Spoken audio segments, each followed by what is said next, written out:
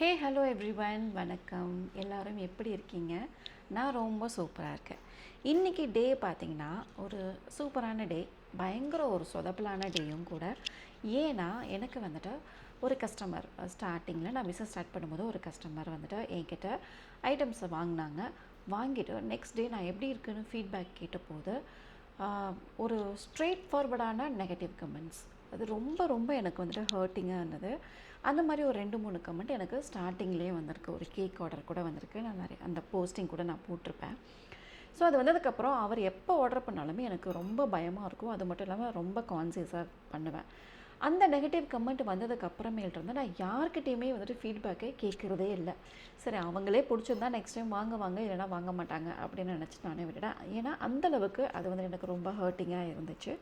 So அவருக்கு வந்துட்டு நாளைக்கு ஆனிவர்சரி, அவர் நம்மக்கிட்ட கேக் ஆர்டர் பண்ணியிருக்காரு. ரொம்ப ஆச்சரியமாக இருந்தது எனக்கே. அது மட்டும் இல்லை, அவர் என்னோட இப்போது ரெகுலர் கஸ்டமர் ஆகிட்டார். அப்புறமா இன்றைக்கி ஒரு 2 கொரியன் கார்லிக் பன், தென் சாக்கோலோவா கேக் ஆர்டரும் வந்திருக்கு. ஸோ இந்த கொரியன் கார்லிக் பன் எப்போவுமே கையில் பண்ணுறது கொஞ்சம் கஷ்டம்தான். நம்ம மிஷினில் பண்ணோன்னா ஈஸியாக சூப்பராக அது வந்துட்டு வந்துடும்.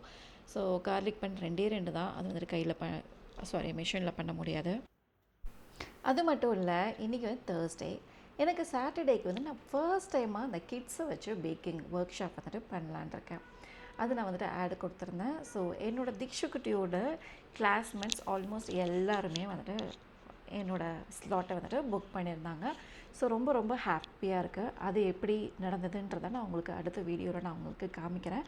ஸோ அவங்களுக்காக நான் வந்துட்டு பீஸா ரெடி பண்ணோம். அதுக்கு வந்துட்டு நான் வந்துட்டு ட்ரெடிஷ்னல் மெத்தடில் வந்துட்டு பீஸா ட்ரை பண்ணலான்னு இருக்கேன். அதுக்கு வந்து டீகான்னு சொல்லுவாங்க, அது எல்லாத்தையுமே ரெடி பண்ணி வைக்க போகிறேன்.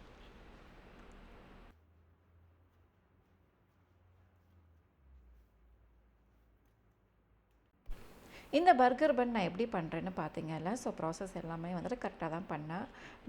விண்டோ பெயின் வந்து செக் பண்ணேன், பெஞ்ச் ரெஸ்ட் பண்ணேன். ஸோ எல்லாமே கரெக்டாக தான் பண்ணேன். பட் ஆக்சுவலாக பாருங்கள் அது என்ன நடந்துச்சுன்னு சொல்லிட்டு.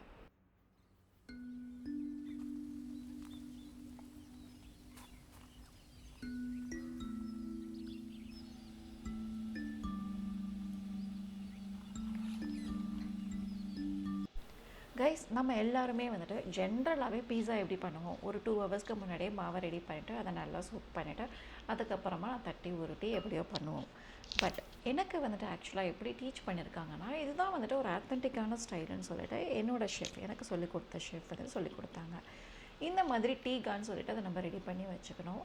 இதை வந்துட்டு நம்ம ஒரு 24 ஹவர்ஸ் கிட்ட வந்துட்டு ஃப்ரிட்ஜுக்குள்ளே வச்சுட்டு அதை நம்ம வந்துட்டு மாவை கூட கலந்து எடுத்து அதை ஒரு 2-3 ஹவர்ஸ் வெளியே வச்சு நல்லா வந்துட்டு அதனால் ஊறி வந்ததுக்கப்புறமா அந்த மாவை எடுத்து பண்ணோன்னா பயங்கரமான ஒரு பீஸா ஒன்று கிடைக்கும். நீங்கள் வந்துட்டு கார்டன் ராம்சே அந்த மாதிரி இடத்துலலாம் போய் சாப்பிட்டிங்கன்னா இந்த மாதிரி தான் இருக்கும் பீஸா. ஸோ பர்கர் பன்னு வந்துட்டு ஆஃப்டர் பெஞ்ச் ரெஸ்ட்டுக்கு அப்புறமா நான் இதை வந்துட்டு நல்லா கரெக்டான அமௌண்ட் குவான்டிட்டி எடுத்துகிட்டு அதை நான் வந்துட்டு ஷேப் அப் பண்ணிவிட்டு தென் அகெயின் வந்துட்டு ப்ரூஃபிங்காக வைக்க போகிறேன். ப்ரூஃபிங்கில் என்ன ஆச்சுன்னா ப்ரூஃபே ஆகவே இல்லை, அப்படியே ஃப்ளாட்டாகவே இருந்தது. But I want to know அது வந்துட்டு எப்படி தான் வந்துட்டு வருது, அட்லீஸ்ட்டு வந்துட்டு பேக் ஆகும்போது ரைஸ் ஆகுதான்றதை பார்க்குறதுக்காக நான் வந்துட்டு வச்சுருந்தேன். பட் வந்துட்டு ரைஸே ஆகவே இல்லை.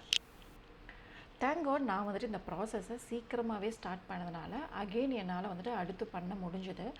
பட் வந்துட்டு இது எனக்கு லாஸ் தான். ஸோ பர்கர் பன் ஒரு பக்கம் ப்ராசஸில் இருக்க, இது நான் வந்துட்டு சரி நம்ம மார்ஷ்மெல்லோ ட்ரை பண்ணலாம் அப்படிங்கிறதுக்காக அதுக்கான ப்ராசஸ் தான் நான் வந்துட்டு ரெடி பண்ணியிருக்கேன். ஸோ ஐ டோன்ட் நோ இது எப்படி வருதுன்னு சொல்லிட்டு. மார்ஷ்மெல்லோலாம் டே 1லேயே வந்துட்டு வந்துடாது. ஐ மீன் அந்த ஃபர்ஸ்ட் அட்டெம்ப்ட்லேயே வந்துடாதுன்றது எனக்கு ஃபார் ஷுவராக தெரிஞ்சிச்சு. நான் அப்பப்போ டெம்பரேச்சர் செக் பண்ணிட்டே இருந்தேன். பட் இங்கேயும் நான் வந்துட்டு ஒரு மிஸ்டேக் பண்ணியிருக்கேன். ஏன்னா இந்த சிரப்பை நான் குக் பண்ணும்போது அந்த டெம்பரேச்சர் வரலன்னு சொல்லிட்டு குக் பண்ணிகிட்டே இருந்தேன். பட் ஆக்சுவலாக அதுக்கப்புறமா தான் எனக்கு தெரிஞ்சது டெம்பரேச்சர் வந்துட்டு ஸ்லோவாக தான் குக் ஆகிட்டு வரும்னு சொல்லிட்டு. But I did a mistake. இதை நான் வந்துட்டு வந்துட்டு கிச்சன் நெட்டில் போட்டு ஆல்ரெடி பண்ணிகிட்ருக்கேன். எனக்கு தெரியல இது எப்படி வரும்னு சொல்லி.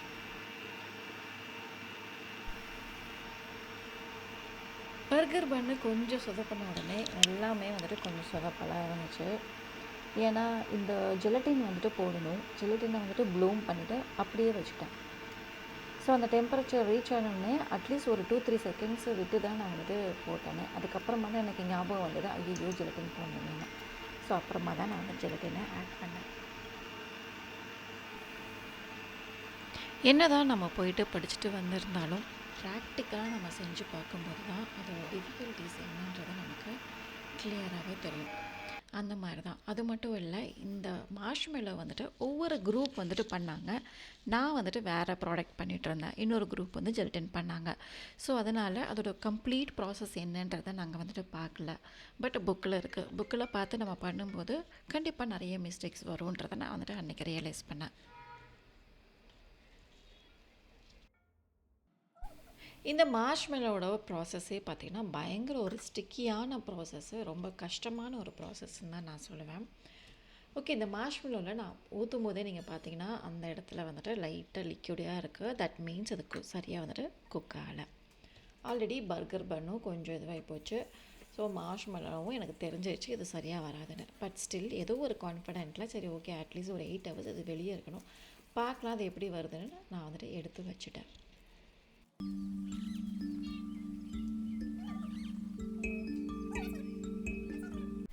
நெக்ஸ்ட்டு வந்துட்டு சாக்கோலாவா கேக். இந்த சாக்கோலாவா கேக் எப்படின்னா, நான் சொல்லியிருந்தேன்ல அந்த கஸ்டமர் எனக்கு நெகட்டிவ் கமெண்ட் கொடுத்தாங்கன்னு சொல்லிட்டு, அவங்களோட நெய்பர் தான். ஏன்னா அவர் வந்துட்டு அடிக்கடி வாங்கிட்டு போவார். அதனால் அவங்க கிட்ஸை வந்துட்டு சாப்பிட்டுட்டு இந்த ரொம்ப நல்லாயிருக்கு, அதனால் எனக்கும் வேண்டும் அப்படின்னு சொல்லி அவங்க வந்துட்டு ஆர்டர் பண்ணிக்காங்க. ப்ளீஸ் நீங்கள் இந்த ப்ராசஸ் எல்லாத்தையுமே பாருங்கள். இதுவுமே கொஞ்சம் கஷ்டமான ப்ராசஸ் தான். பட் இது நம்ம கொஞ்சம் அப்படி லைட்டாக விட்டோம்னா கூட கேக்கு மாதிரி ஆகிடும், நார்மலான ஒரு கேக்கு மாதிரி ஆகிடும். இது வந்துட்டு எப்படின்னா நடுவில் வந்துட்டு நல்லா ஓபிளியாக இருக்கணும். நல்லா நம்ம அதை எடுக்கும்போது அந்த லாவா வந்துட்டு அப்படி வெளியே வரணும். அதனால் வந்துட்டு 1/2 hour தான் நம்ம வந்துட்டு உள்ளே ஃப்ரிட்ஜுக்குள்ளே வைக்கணும். பேலன்ஸை வந்துட்டு நம்ம குக் பண்ணிவிட்டு ஒரு 8 நிமிஷம் தான் குக் பண்ணணும். ஸோ அந்த மாதிரியான ஒரு ப்ராசஸ் தான். அது மட்டும் இல்லை, இந்த சாக்லேட்டை ஊற்றுறேன்ல, இது ஊற்றும் போது கூட இந்த எக்கு வந்துட்டு குக் ஆகாமல் அது வந்துட்டு கோல்டாக இருக்கணும். ஸோ அந்த மாதிரி ப்ராசஸ்லாம் இருக்குது. இது வந்து ரொம்ப ஈஸியான ப்ராசஸ் தான், பட் ரொம்ப ட்ரிக்கி அண்ட் கஷ்டமான ப்ராடக்ட். பட் கஸ்டமர்கிட்டேருந்து எனக்கு நெகட்டிவ் கமெண்ட்டு வந்துடுச்சு. ஏன்னா நான் வந்துட்டு கொடுத்துருக்கிற நிறையா ஃப்ளார் இருக்குது அப்படின்ற மாதிரி சொல்லிட்டாங்க. பட் சான்ஸே கிடையாது, நீங்களே பார்த்துருப்பீங்க நான் எப்படி மிக்ஸ் பண்ணியிருக்கேன் அப்படின்னு சொல்லிட்டு. இதில் எப்படி வந்துட்டு ஃப்ளார் வந்ததுன்னு எனக்கு சத்தியமாக தெரியல. பட் ஸ்டில் அதையும் நான் வந்துட்டு அக்செப்ட் பண்ணிட்டேன்.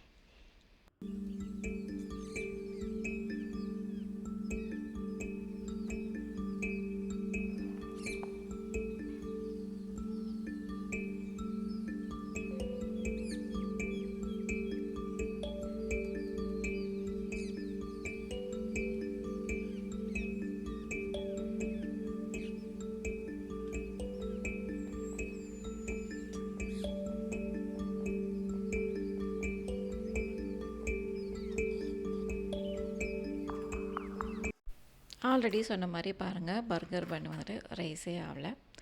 பட் நான் வந்துட்டு ஆல்ரெடி இன்னொரு பேட்சும் பண்ணிட்டேன், அதுவுமே அப்படி தான் இருந்தது. ஆனால் இந்த அளவுக்கு ஒர்ஸ்ட்டாக இல்லை. ஸோ இதை என் கூட வேலை செய்கிறவங்களுக்கு நான் வந்துட்டு கொடுத்துட்டேன். ஸோ ஆல்ரெடி அந்த பர்கர் பண்ணை தான் வந்துட்டு மெஷர் பண்ணி வச்சுருக்கேன். இந்த கண்ட்ரியில் தாங்க இந்த மாதிரி இருக்குமா, இல்லை இந்த மாதிரி ஒரு கண்ட்ரி இருக்குமான்றதே எனக்கு சத்தியமாக தெரியலைங்க. இங்கே வந்துட்டு இந்த மாதிரி சாக்லேட் சிப்ஸ் கூட கிடைக்காது. ஸோ இதை நான் வந்துட்டு நெட்டில் பார்த்து சரி ஓகே நம்மளாம் எப்படி பண்ணலான்னு அதான் நான் பண்ணிகிட்ருக்கேன். ஏன்னா இப்போ நான் வந்துட்டு குக்கி டின்ஸ் தான் வந்துட்டு எனக்கு சேல் ஆகிட்டுருக்கு. ஸோ குக்கி டின்ஸ்க்கு கண்டிப்பாக இந்த சாக்லேட் சிப்ஸ் வந்துட்டு தேவைப்படும். அதனால் நானே வந்துட்டு ரெடி பண்ணிவிட்டு இதை ஃப்ரீஸ் பண்ணி அது மேலே வந்துட்டு போடுறதுக்காக ரெடி பண்ணிகிட்ருக்கேன்.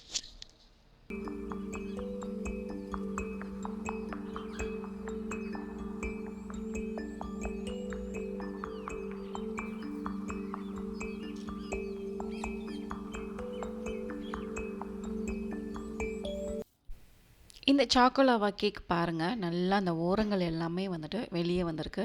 அத்தனை தடவை குத்தி குத்தி பார்த்து கரெக்டான கன்சிஸ்டன்சியில் நான் வந்துட்டு எடுத்திருக்கேன். பட் கஸ்டமர் என்ன தெரியுங்களா சொன்னாங்க, அண்டர் பேக்ட் அப்படின்னு ஒரே வார்த்தையில் சொல்லிட்டாங்க. நான் அவங்களுக்கு என்ன தான் வந்துட்டு எக்ஸ்பிளைன் பண்ணாலும் எனக்கு தெரியும் சாக்கோலாவா கேக் இப்படி தான் இருக்கும் அப்படின்ற மாதிரி அவங்க சொல்லிட்டாங்க. ஸோ அதுக்கு மேலே வந்துட்டு என்னால் ஒன்றுமே சொல்ல முடியல.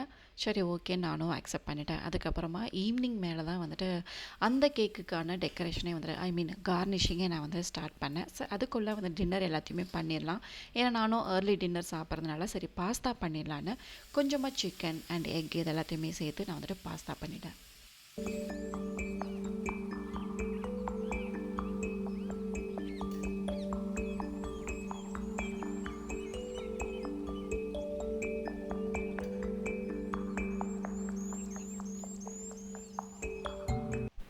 இந்த கஸ்டமர் எப்படின்னா டக்குன்னு வந்துட்டு எனக்கு நாளைக்கு தான் வேணும்னு சொல்லுவாங்க.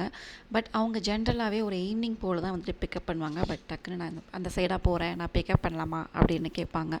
ஸோ அதனாலவே நான் வந்துட்டு இன்றைக்கே நம்ம கேக் ஸ்பாஞ்சு எல்லாத்தையுமே ரெடி பண்ணி ஓரளவுக்கு கார்னிஷிங் எல்லாத்தையும் பண்ணிட்டோன்னா நாளைக்கு வந்து நம்ம கொஞ்சம் ஃப்ரீயாக இருக்கலான்னு இதெல்லாம் வந்துட்டு ரெடி பண்ணிட்டேன். So already vanilla sponge and அவங்க வந்துட்டு மேங்கோ ஃப்ளேவர் வந்துட்டு கேட்டிருந்தாங்க. மேங்கோ ஃப்ளேவரும் நான் வந்துட்டு ஃபர்ஸ்ட் டைமாக ட்ரை பண்ணுறேன். அது மட்டும் இல்லாமல் ஸ்வீட் வந்துட்டு கொஞ்சம் கம்மியாக கேட்டிருந்தாங்க. ஸோ ரொம்ப கேர்ஃபுல்லாக பார்த்து பண்ணேன். Anyway I am not going to ask feedback from him. But அவராக சொன்னார்னா ஓகே. ஸோ அதுக்கப்புறமா ஆர்டர் வந்ததுன்னா ஓகே ஃபைன், நம்ம ஏதோ பண்ணியிருக்கோம் அப்படின்னு நானே நினச்சிப்பேன். அதுக்கப்புறம் இதுக்கு பேர் மேரினரா சாஸ், அதாவது டொமேட்டோ சாஸ் கிடையாது, நம்மளோட பீஸா சாஸ். இதுதான் வந்துட்டு மேரினரா சாஸ்ன்னு சொல்லுவாங்க. இதோட ரெசிபியே வேறு ஸ்டைலு, ரொம்ப ரொம்ப சூப்பராக இருக்கும். ஸோ அதையும் வந்துட்டு கிட்ஸோட பேக்கிங் ஒர்க் ஷாப்காக ரெடி பண்ணி வச்சுட்டேன். வெண்ணிலா ஸ்பாஞ்ச் சூப்பராக வந்திருக்குல்ல. ஸோ சைமல்டேனியஸாக இது வந்துட்டு கூல் டவுன் ஆகிற டைமில் நான் வந்துட்டு டியூட்டி ஃப்ரூட்டி நான் வீட்லேயே பண்ணிவிடுவேன். ஏன்னா இங்கே வந்துட்டு கொஞ்சம் காஸ்ட்லியாக இருக்குது. அதனால் நான் வந்துட்டு டியூட்டி ஃப்ரூட்டியை வீட்லேயே பண்ணிவிட்டு இந்த மாதிரி கேட்குறவங்களுக்கு நான் வந்துட்டு போட்டு கொடுத்துருவேன். இந்த டியூட்டி ஃப்ரூட்டி ரெசிபி ஒன்றும் இல்லைங்க. நல்லா ரா பப்பையா வாங்கி அதை கட் பண்ணிக்கணும். பப்பையா வந்துட்டு பழுத்திருக்கக்கூடாது, நல்லா ராவாக இருக்கணும். அதை இந்த மாதிரி சின்ன சின்னதாக கட் பண்ணிவிட்டு நம்ம கொஞ்சம் வந்துட்டு பாயில் பண்ணி எடுத்துக்கணும். பாயில் பண்ணிவிட்டு அதுக்கப்புறமா அதை வந்துட்டு சுகர் வாட்டரில் நல்லா வந்துட்டு கொதிக்க விடணும். கொதிக்க விடணும்னா ரொம்ப சாஃப்டாக இருக்கக்கூடாது, ஸ்ட்ராங்காக தான் இருக்கணும். சுகர் வாட்டர் நல்லா கொதிச்சதுக்கப்புறமா அதை வந்துட்டு உங்களுக்கு பிடிச்ச கலரில் போட்டு நீங்கள் ஆட் பண்ணிவிட்டு அதை நல்லா கொஞ்சம் நேரம் காய வச்சுட்டு அதுக்கப்புறமா எடுத்து வச்சிட்டிங்கன்னா டியூட்டி ஃப்ரூட்டி ரெடி ஆகிடும்.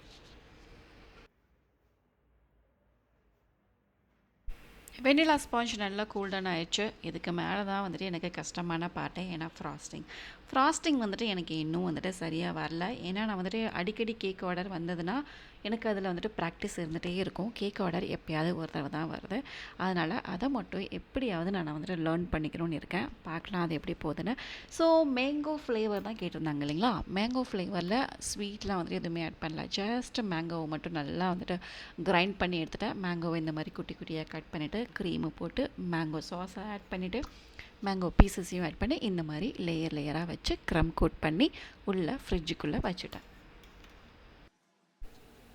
ஆக்சுவலி ஸ்பீக்கிங் இன்றைக்கி டே வந்துட்டு சூப்பர் பிஸின்னே சொல்லுவேன். அது மட்டும் இல்லாமல் எனக்கு எப்போவுமே இந்த மாதிரி தான் இருக்கணும், பிஸியாகவே இருக்கணும், சும்மாவே இருக்கக்கூடாது. அதனால் எனக்கு இன்றைக்கி டே ரொம்ப ஒரு ஃபேவரட்டான ஒரு டே. என்னதான் சொதப்பல்கள் இருந்தாலும் ரொம்ப ரொம்ப சூப்பராக போச்சுன்னு தான் நான் சொல்லுவேன். ஏன்னா பீஸா பண்ணியிருக்கேன், பீஸா சாஸ் பண்ணியிருக்கேன், தென் டியூட்டி ஃப்ரூட்டி கேக்கு இது எல்லாமே ரெடி பண்ணி உள்ளே வச்சுட்டேன். அதுக்கப்புறமா நெக்ஸ்ட் டே மார்னிங் வந்துட்டு இந்த கேக்குக்கான ஃப்ராஸ்டிங் வேலையை நான் வந்துட்டு ஸ்டார்ட் பண்ணிட்டேன். முன்னெல்லாம் ஸ்பாஞ்ச் பண்ணுறது கஷ்டமாக இருந்தது. இப்போல்லாம் வந்துட்டு இந்த ஃப்ராஸ்டிங் பண்ணுறது தான் கஷ்டமாக இருக்குது. பட் வெரி சூன் இதையும் நான் வந்துட்டு ரொம்ப சீக்கிரமாக கற்றுப்பேன்னு நம்புகிறேன்.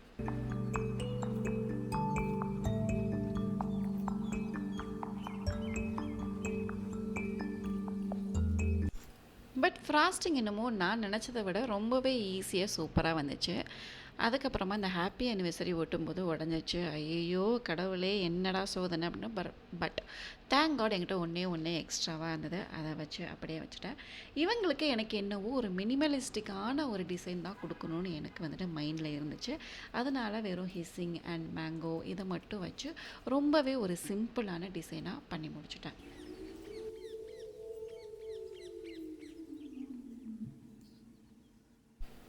உண்மையாகவே இந்த கேக்கு நான் கொஞ்சம் பயந்து பயந்து தான் பண்ணேன். ஏன்னா எந்த மிஸ்டேக்கும் வந்துடக்கூடாது, எந்த ப்ராப்ளமும் வந்துடக்கூடாது அப்படிங்கிறதுல நான் வந்துட்டு ரொம்பவே கான்ஃபிடெண்ட்டாக இருந்தேன். ஏன்னா இவங்களுக்கு வந்துட்டு இவங்க இந்த இந்தியன் கம்யூனிட்டியில் வந்துட்டு கொஞ்சம் பெரிய ஆளுன்னு நினைக்கிறேன். அதனால் அவங்க மற்ற பேர்கிட்டலாம் சொல்லுவாங்கல்ல, இவங்க இப்படி பண்ணுறாங்க, அவங்க அப்படி பண்ணுறாங்க, இவங்க சரியாக பண்ணுறதில்ல அப்படின்ற கமெண்ட் வந்துட்டு வந்துடக்கூடாது அப்படிங்கிறதுல வந்துட்டு கொஞ்சம் பயமாக இருந்தது.